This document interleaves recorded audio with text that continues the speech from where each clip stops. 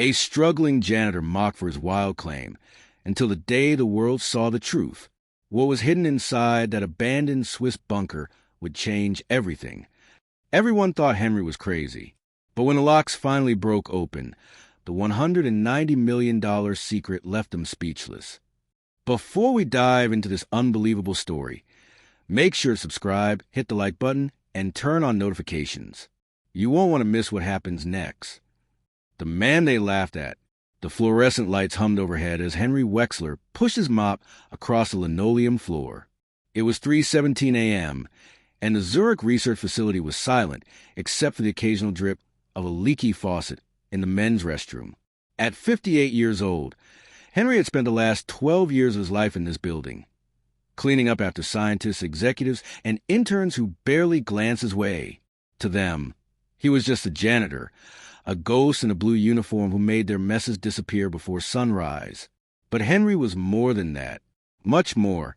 His callous hands, rough from years of scrubbing and lifting, had once turned the pages of history books with reverence. Before Switzerland, before the divorce, before life had whittled him down to this, he had been a teacher, a man who spoke of lost civilizations and wartime secrets with a spark in his eyes. Now, the only spark left was the one that flickered in the back of his mind every time he passed the old archives room. Because Henry had a secret. For the past 3 years, in between emptying trash bins and wiping down lab equipment, he had been researching an abandoned World War II bunker hidden deep in the Swiss Alps. It started as a passing curiosity, an old news clipping he found while cleaning out a retired professor's office. But the more he dug, the more convinced he became. Something was inside that bunker. Something big. Tonight, fate handed him the first real clue. Dr. Reinhardt, the facility's elderly historian, had finally retired. His office was to be cleared out by morning, and as Henry wiped dust from the bookshelves, his fingers brushed against a loose panel at the back of the desk drawer. Inside, folded and yellowed with age, was a blueprint. His breath caught. There, sketched in faded ink, was a cross-section of a mountain bunker, Vault A-17, and scribbled in the margin in tight, frantic handwriting, "Never declassified. Do not pursue." Henry's pulse hammered in his throat. This was it, the same bunker he'd been piecing together from old military records, the one officials denied even existed. He tucked the paper into his jacket, his mind racing. The next morning, exhausted but electrified, Henry made his first mistake. He mentioned it to Carl, the security guard who sometimes let him take home leftover coffee from a break room. "You ever hear of a bunker called Vault A-17? Henry asked casually as he emptied the trash near the front desk. Carl frowned. "Sounds like one of your conspiracy things." "It's real," Henry insisted, lowering his voice. "I found proof." Carl chuckled.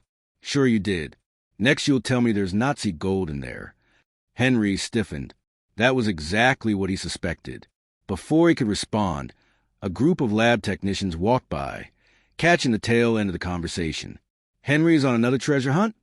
One of them teased. "Better alert the History Channel." Another snorted. Their laughter followed him down the hall, sharp and dismissive, the same way people had laughed when he'd first suggested his ex-wife was cheating, the same way the school board had laughed when he'd argued for updated history textbooks. Henry clenched his jaw and kept mopping, but inside, something hardened. They thought he was a joke, a delusional old man chasing fairy tales. Fine, let them laugh. He'd show them all. That night, in his cramped apartment above a laundromat, Henry spread the blueprint across his kitchen table. The paper smelled of mildew and time. With a magnifying glass, he traced the tunnels, the ventilation shafts, the heavy steel door marked primary entry, demolition charge installed. This wasn't just some storage facility. This was a treasure vault. And according to his research, it had been sealed since 1945, untouched, waiting. His fingers hovered over a strange notation near the back wall. Sonderlagerung, special storage. A knock at the door startled him. When he opened it, no one was there, just an envelope slipped underneath. Inside, a single typed sentence. "Stop digging, or you'll disappear like the others." Henry's blood turned to ice. Someone knew, and they were watching. The first clue. Henry stared at the note in his trembling hands, the words burning into his vision. Stop digging, or you'll disappear like the others. His apartment suddenly felt too small, the walls pressing in. The hum of the laundromat's dryers below, usually a comforting white noise, now sounded like the low growl of a warning. He stepped back, locking the door with a sharp click, then pulled the chain for good measure. Who had left this? And who were the others? His first instinct was to call the police. But what would he say? Someone slipped me a vague threat about a bunker I'm not supposed to know exists? They'd dismiss him just like everyone else. Worse, what if whoever left this note had connections? The kind that made people vanish without a trace? No, he had to think. Henry forced himself to sit at the table. The blueprint still spread beneath his palms. The paper felt heavier now, like it carried more than just ink. It carried risk. His eyes darted back to the notation. Sonderlagerung. Special storage. If he was going to do this, he needed to know exactly what he was dealing with. The next morning, Henry called in sick for the first time in 7 years. The public library was nearly empty at 10 a.m. on a weekday. He took a seat in the farthest corner of the history section, a stack of World War II archives piled in front of him. Most were books he'd already skimmed over the years, but this time he searched for something specific. Any mention of missing inventory, stolen art, or unexplained Swiss vaults in the final days of the war. Then he found it, a declassified Allied Forces memo from 1946, buried in a footnote of a larger report. Asterisk Item 1147, high-value assets, art, gold bullion, reportedly diverted to undisclosed location in Swiss Alps. Primary suspect, Oberst Ludwig Voigt, last seen crossing into Switzerland, April 1945. No recovery made.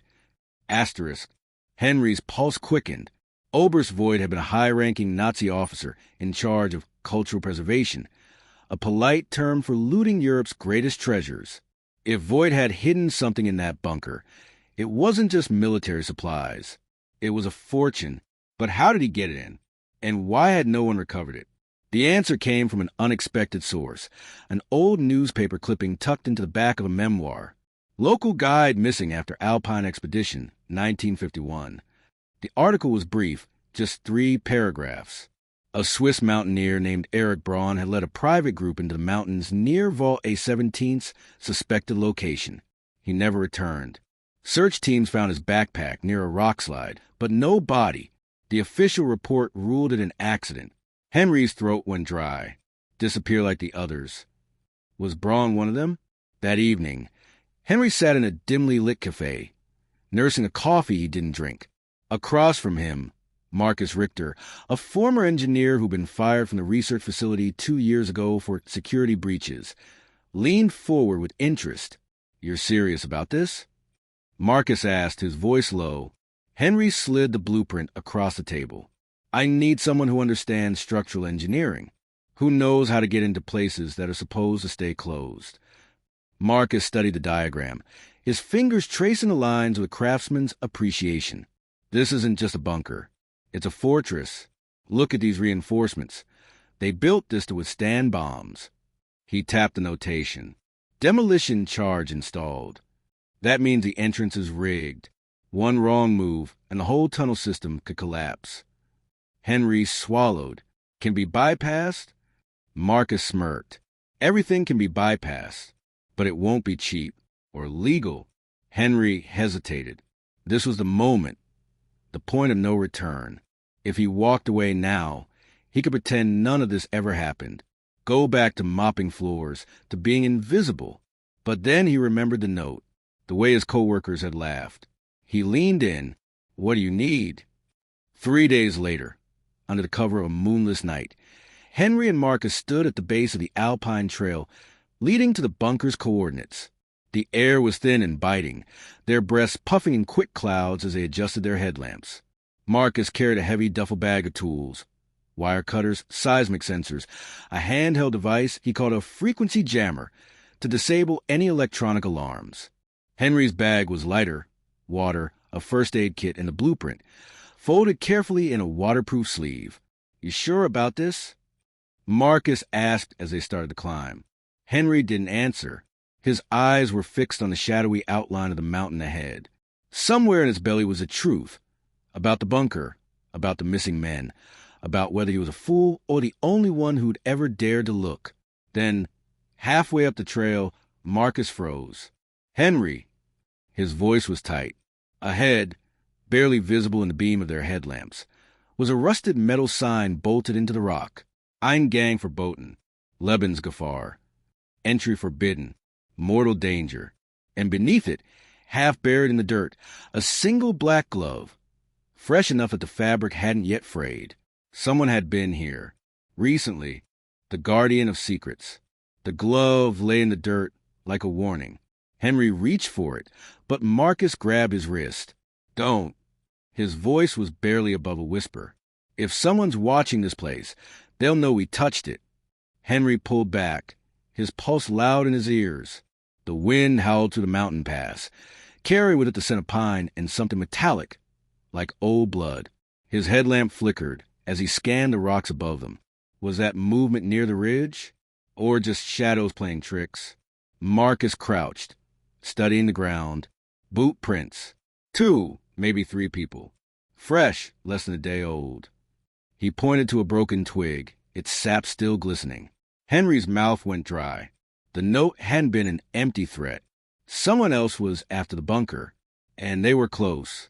We should turn back, Marcus muttered. No. The word came out sharper than Henry intended. He adjusted his backpack, feeling the weight of the blueprint inside. We're already here, and if they beat us to it. Marcus exhaled sharply but nodded. They moved forward, slower now, their footsteps deliberate. The trail narrowed, the rocks slick with frost. Henry's fingers brushed against the cliff face for balance, the stone icy against the skin. Then, suddenly, the path opened into a small clearing, and there it was, a steel door, nearly invisible against the mountainside, its surface pockmarked with rust and age. The words Vault A 17 were stenciled in faded black paint, barely legible. Above it, a camera lens glinted in the moonlight. Henry's breath caught. It was real. Marcus cursed under his breath. That camera's new, military grade. He pulled Henry behind a boulder, out of sight. Someone's maintaining this place. But the bunker was supposed to be abandoned, Henry whispered. Yeah? Tell that to the guys who left the glove. A low hum filled the air, the sound of electricity. Henry hadn't noticed it before over the wind, but now it was unmistakable. The bunker wasn't just sealed. It was powered. Marcus pulled a small device from his duffel, a handheld scanner. The screen flickered to life, displaying a wireframe layout of the area. Motion sensors. 50 feet out, all around the entrance. He frowned. And something else, underground. Some kind of reinforced tunnel system. Big. Henry's mind raced. This wasn't just a storage site. It was a fortress. Then a sound. Metal scraping against rock. They froze. From the other side of the clearing, a figure emerged, tall, dressed in black, a rifle slung over his shoulder. A guard. Marcus's grip on Henry's arm tightened. The guard paused, scanning the tree line. For a heart-stopping second, his gaze lingered on their hiding spot. Henry didn't dare breathe. Then, a crackle of static. The guard touched his earpiece, muttered something in German, and turned back toward the bunker. The steel door hissed open, revealing a sliver of fluorescent light, before sealing shut behind him. Silence. Marcus let out a shaky breath. We need to leave. Now. Henry stared at the door. The answers were right there. The fortune. The truth. The reason man had disappeared. And then he saw it. Carved into the boulder beside them, nearly worn away by time, were 3 letters. E.B. Eric Braun. The missing guide from 1951. Henry traced the letters with his fingers. Braun had made it this far. And then he looked back at Marcus. We're not leaving. The wrong side of the door. Marcus's face twisted in disbelief. You're out of your mind, he hissed. That guard wasn't some rent-a-cop. He was military. Or worse. Henry didn't answer. His fingers still rested on the carved initials, E.B., as if they might whisper their secrets to him. The wind bit through his jacket, but he barely felt it. "We come back tomorrow," Marcus insisted, "with better gear, a real plan." Henry finally looked at him. "And what if they move everything by then?" Marcus opened his mouth, then shut it. He glanced back at the steel door, jaw working. The scanner in his hand still showed the pulsing red grid of motion sensors. Then his eyes narrowed. "There's another way in." The tunnel wasn't on the blueprint. Marcus traced a finger along the scanner's display, where a faint dotted line branched off from the main bunker. Old ventilation shaft. Probably collapsed years ago, but he tapped the screen. "See that? The airflow patterns suggest it's still open, somewhere under that ridge." Henry followed his gaze to a jagged outcropping 50 yards west of the bunker entrance. The rocks looked unstable, the ground beneath them sloping sharply downward. "If we're wrong, we're climbing back up in the dark," Henry said. Marcus grinned, but it didn't reach his eyes. Better than getting shot. They moved carefully, avoiding the arcs of the motion sensors. Every loose stone sounded like an avalanche in Henry's ears. Twice, they froze as the guard's voice crackled over a distant radio. The shaft entrance was hidden beneath a tangle of roots and deadfall. Marcus pried the rotting wood aside, revealing a rusted grate barely wide enough for a man to squeeze through. The darkness beyond smelled of damp earth and something sour, like old metal left to rot. Marcus attached a small LED light to his jacket and went first. The grate shrieked as he forced it open, the sound making Henry's shoulders tense. But no alarm sounded, no shouts, just the wind. Henry followed, the rocks scraping his palms as he lowered himself into the shaft. The temperature dropped instantly, his breath fogged in the beam of his headlamp as he crawled forward. The ceiling so low his back brushed against it. The tunnel sloped downward, the walls narrowing until they had to turn sideways to pass. Then, abruptly, it opened into a larger space, and Henry's light glinted off something that wasn't rock. Glass. Dozens of glass cases, lined up in rows like a museum display. Inside them, canvases, paintings. Marcus sucked in a breath. That's a Matisse. He staggered forward, his light dancing over another case. And Jesus, is that the missing Raphael? Henry barely heard him. His light had landed on something else entirely. At the far end of the chamber, 3 body bags lay on a stainless steel table. One was unzipped. The face inside was frozen in a scream. The price of secrets. The dead man's face was gray, his lips pulled back from his teeth in a final, silent scream. His eyes were open, clouded over, but still holding a look of pure terror. Henry stumbled back, his boot catching on a loose stone. The sound echoed through the chamber, too loud in the suffocating silence. Marcus grabbed his arm, his fingers digging in hard enough to bruise. "Don't move." Henry barely heard him. His pulse roared in his ears. The body wasn't decayed. It was preserved, like it had been frozen in time. Then he saw the needle marks on the man's arm. A voice crackled from somewhere deeper in the bunker. German, sharp and authoritative. Footsteps followed, growing closer. Marcus killed his headlamp, plunging them into darkness. Henry held his breath, his back pressed against the cold glass of display case. The beam of a flashlight swept across the far wall, illuminating rows of stacked crates marked with faded Nazi insignia. The footsteps stopped. A click, the unmistakable sound of a safety being thumbed off a pistol. Henry's muscles locked. He could feel Marcus beside him, equally rigid. Then, miraculously, the footsteps retreated. The voice faded. Marcus exhaled shakily. "We need to go. Now." Henry didn't argue. They crawled back to the tunnel. Faster this time, their movements frantic. Henry's knees burned from scraping against the rough stone, but he didn't slow down. The image of that face, the scream, the needle marks, burned behind his eyelids. When they finally spilled out into the cold night air, Marcus immediately started covering the shaft entrance again, his hands trembling. Henry doubled over, sucking in lungfuls of air. Who the hell was that? Marcus didn't answer. He was staring at his scanner, where a new alert blinked red. They know we were here. What? Motion trigger in the art chamber. It just pinged. Marcus shoved the device into his bag. We have maybe 10 minutes before they sweep the area. Henry's blood ran cold. The guard, the rifle, they ran. The descent was a blur of slipping on loose rock and half falls. Twice, Henry nearly twisted his ankle. Branches lashed at his face, leaving stinging welts. He didn't care. All he could think about was the look on that dead man's face. They reached the car, Marcus's beat-up Volkswagen, just as the first shouts echoed from the mountain above. Marcus cranked the engine and didn't speak until they were back on the main road, his knuckles white on the steering wheel. That wasn't just stolen art, he said finally. That was a lab. Henry turned to him. What? The needles. The body. Marcus's voice was flat. I've seen setups like that before. Black site research. The kind no government admits to.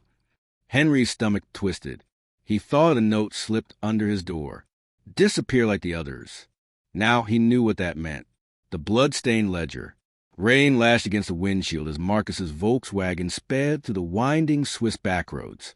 The wipers groaned under the onslaught. Struggling to keep up, Henry clutched the door handle, his knuckles white, his mind still trapped in that underground chamber with the screaming dead man. Marcus hadn't spoken in 20 minutes. His eyes kept darting to the rearview mirror, checking for headlights that hadn't appeared. Yet, Henry finally broke the silence. We need to go to the police. Marcus barked a laugh. With what? Sorry, officer. We broke into a classified military bunker and found some corpses with our stolen art. His fingers tightened on the wheel. They'd lock us up. Or worse, hand us right back to people in that mountain. The car hit a pothole, jolting them both. A crumpled food wrapper tumbled from the dashboard, revealing the glint of metal beneath. A gun. Henry stared at it. Since when did Marcus carry a weapon? Marcus followed his gaze and quickly shoved the wrapper back. Don't ask. Henry decided he wouldn't. Some questions were better left unanswered. They ended up at a roadside motel 30 kilometers from the bunker, the kind of place where cash was the only currency accepted, and no one asked for IDs. The room smelled of mildew and stale cigarettes. Henry sat on the edge of the lumpy bed while Marcus spread their only tangible clue across a rickety table. The bunker blueprint. We missed something, Marcus muttered, tracing the lines with a finger.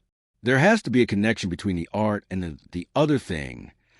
Henry forced himself to think past the adrenaline still coursing through him. What if it's not just Nazi loot? What if it's something newer? Marcus frowned. Explain.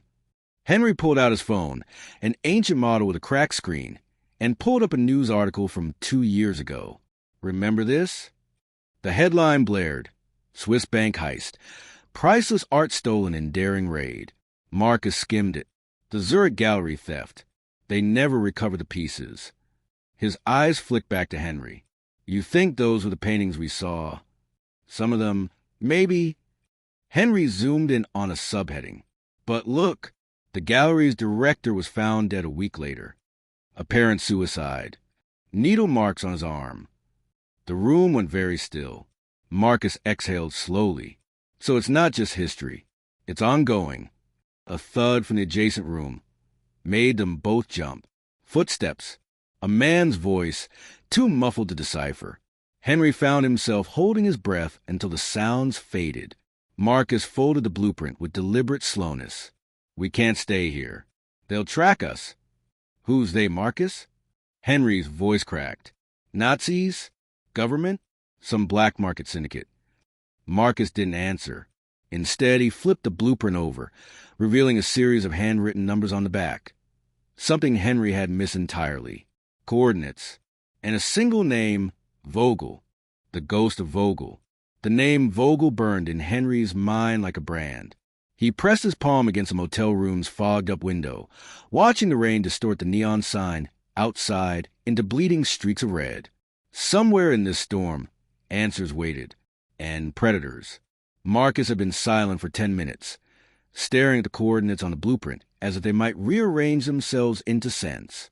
Finally, he grabbed his laptop, a sleek, expensive thing that looked out of place in the shabby room, and began typing furiously. "Got it," he muttered.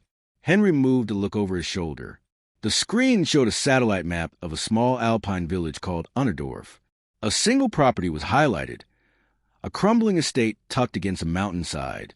"Vogel's last known address," Marcus said. "Or at least, the last one that's publicly recorded." Henry studied the grainy image.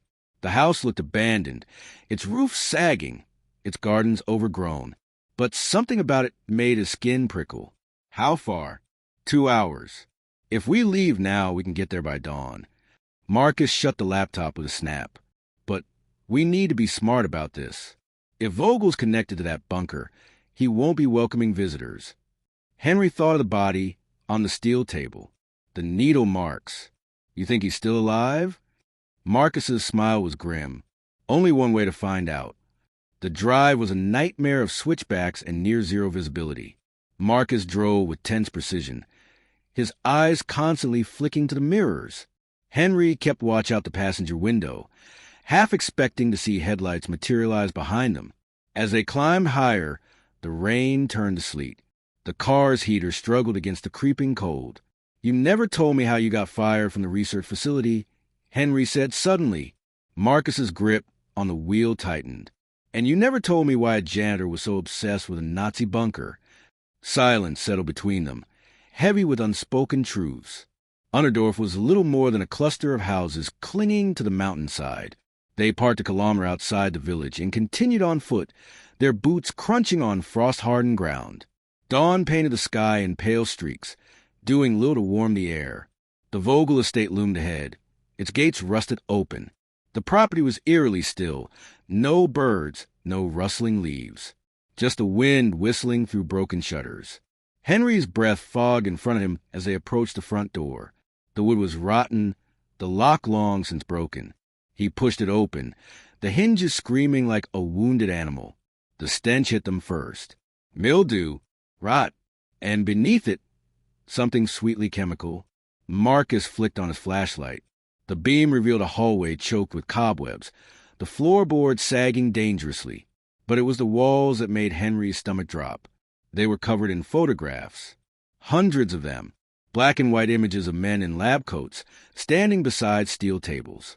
Of paintings being cataloged. And in the center, a framed newspaper clipping from 1945. Renowned scientist Dr. Elias Vogel missing after Allied raid. Beneath it, pinned to the wall with a rusted surgical scalpel, was a much newer photograph. Henry's hands shook as he reached for it. The image showed Dr. Reinhardt, the retired historian from Henry's workplace, standing beside a steel bunker door, and beside him, a white-haired man in a wheelchair. The caption, handwritten in German, read, "Project Phoenix, Final Stage, 2018. Marcus sucked in a sharp breath. That's impossible. Vogel would be over 100 years old. A floorboard creaked upstairs. They weren't alone. The man in the shadows. The creaking floorboard froze them both. Marcus killed his flashlight, plunging the hallway into gloom. Henry clutched the photograph tighter, the edges digging into his palm. Upstairs, slow, shuffling footsteps moved across the ceiling. Marcus mouthed a single word. Trap. Henry shook his head. If this was a trap, they'd already sprung it. He pointed toward the staircase, a skeletal structure of rotting wood. And mime climbing. Marcus's jaw clenched, but he nodded. They moved like ghosts, avoiding the worst of the creaking steps. The upstairs hallway was narrower, the wallpaper peeling in long strips. Doors lined the corridor, all closed except one at the very end. Light spilled from it, flickering, uneven, candlelight. Henry's pulse hammered in his throat as they approached. The smell grew stronger here, that same chemical sweetness, now mixed with something metallic. Blood. Then a voice. Weak, rasping, speaking in German. Henry didn't need to understand the words to recognize the tone. Pain. He edged closer, pressing himself against the wall beside the doorframe. One glance inside. That was all he needed. What he saw would haunt him forever. A hospital bed dominated the room, surrounded by 4 stands and monitoring equipment. In it lay a skeletal figure, his papery skin stretched over sharp bones. Tubes ran from his arms, his nose, his throat. His milky eyes stared at the ceiling, unblinking. But it was a man beside the bed who made Henry's blood turn to ice. Dr. Reinhardt, alive, and holding a syringe filled with thick, dark liquid. Marcus grabbed Henry's arm, yanking him back just as Reinhardt turned toward the door. They barely made it 3 steps before the floorboards shrieked under their weight. A shout from the room. Heavy footsteps. They ran. The staircase groaned as they hurled themselves down, half falling, half leaping. Behind them, Reinhardt bellowed in fury. A gunshot splintered the doorframe beside Henry's head. They burst into the overgrown garden, thorns tearing at their clothes. Another shot rang out, kicking up dirt near Marcus's feet. The car. They had to reach the car. Henry risked one glance back. Reinhardt stood on the porch, his face twisted in rage. Beside him, supported by 2 armed men in black tactical gear, was a skeletal figure from the bed. Impossibly, the man stood.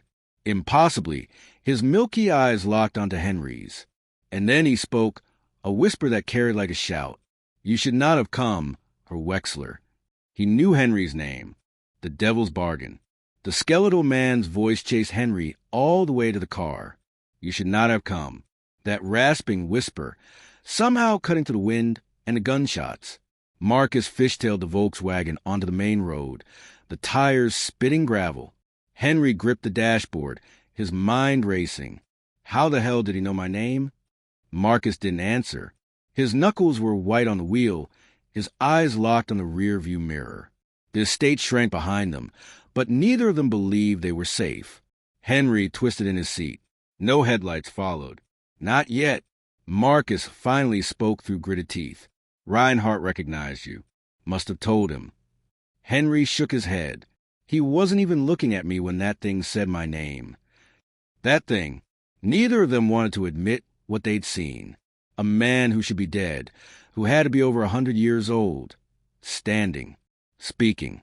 Knowing. Marcus suddenly swerved onto a dirt, logging road, killing the headlights. The car jolted violently as they plunged into the forest. Branches scraped the roof like skeletal fingers. What are you doing? Henry hissed. Losing them. Marcus braked hard behind a thick copse of pines. The engine ticked as it cooled. Now talk. Fast. Why would Vogel know you? Henry opened his mouth, then froze. The photograph. He fumbled it out of his pocket, smoothing the crumpled edges in the dim light. Dr. Reinhardt and the white-haired man in the wheelchair. The date? 2018. His stomach dropped. That's not just Vogel's estate, he whispered. It's a lab, a continuation of whatever they started in that bunker. He pointed to the wheelchair. This man, Vogel, or whatever's left of him, he's been working with Reinhardt for years. And Reinhardt worked at my facility. Marcus's face darkened with realization. They've been watching you this whole time. The pieces clicked together with terrible clarity. The note under his door. The way Reinhardt had always lingered near the archives when Henry cleaned. Even the bunker blueprint. Left as visible enough in that drawer for a curious janitor to find. Henry's hands began to shake. This wasn't an accident. They wanted me to find that bunker. A twig snapped outside the car. Then another. Something was moving in the woods. The final revelation. The snapping twigs grew closer. Henry held his breath, his eyes straining against the darkness outside car. Every shadow seemed to move. Every rustle of leaves sounded like a footstep. Marcus reached slowly for the gun under the dashboard. His fingers closed around the grip, just as a figure emerged from the trees. Not a soldier. Not Reinhardt. A woman. She was young, mid-30s at most, with sharp green eyes and a jagged scar running from her temple to her jaw. Her black tactical gear was matte professional, but she carried no visible weapon. Henry tensed. Who the hell? Elisa Vogel, she said, cutting him off. Her voice was low, urgent. And if you want to live, you'll listen very carefully. Marcus didn't lower the gun. Vogel? As in... His granddaughter, she finished. The only one left who isn't a monster. A branch cracked deeper in the woods. Elisa's head snapped toward the sound. They're coming. We have 2 minutes. She yanked open the back door and slid into the car. Drive. Now. Marcus hesitated. Do you want answers or a bullet in your skull? Elisa hissed. The engine roared to life. Elisa directed them to an abandoned farmhouse 20 miles south. The place was a ruin, but the basement had been converted into a makeshift war room. Maps, photographs, and newspaper clippings covered the walls. At the center, a single image made Henry's blood run cold. A younger version of himself, circled in red. This was never about the art, Elisa said, tossing a file onto the table. It was about you. Henry opened the file. Inside were surveillance photos. Him leaving his apartment, him at work, him browsing library archives. The dates spanned years. Why? The word came out strangled. Elisa pointed to a faded photograph on the wall. A group of men in lab coats, standing in front of the bunker's steel door. One face was circled. Because you're his, she said. Dr. Elias Vogel's great-grandson. The only living relative with his genetic markers. Henry's legs gave out. He caught himself on the table's edge. That's impossible. My family was from Hamburg. We were lied to, Elisa finished. Your grandfather was part of Project Phoenix, an experiment in longevity. When he realized what it truly was, the human trials, the torture, he tried to destroy it. He failed, but he saved you. Marcus finally spoke, his voice hoarse. And the bunker? A testing ground, Elisa said. The art? Just bait. They needed Henry close enough to harvest what they really wanted. Another photo slid across the table. The body bag from the bunker, unzipped. The face inside was Henry's exact mirror. A failed clone. This is the truth Henry Wexler was never meant to uncover. If you want more real-life mysteries that blur the line between science and nightmare, smash that like button, subscribe, and hit the notification bell. The darkest secrets are always hidden in plain sight.